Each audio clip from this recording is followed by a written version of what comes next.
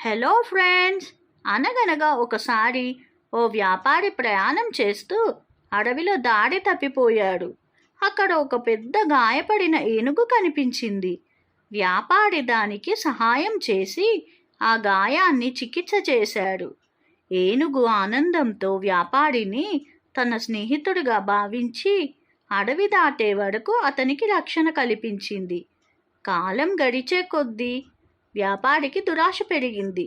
ఏనుగు దగ్గర ఉన్న ఒక విలువైన తాంత్రిక మాణిక్యాన్ని గమనించి అది కావాలనుకున్నాడు. ఒకరోజు ఏనుగును మోసం చేసి ఆ మాణిక్యాన్ని తీసుకెళ్లే ప్రయత్నం చేశాడు. కానీ అది చూసిన ఇతర జంతువులు అతన్ని అడ్డుకున్నాడు. చివరికి అతను ద్రోహపు పనికి శిక్ష పొందాడు.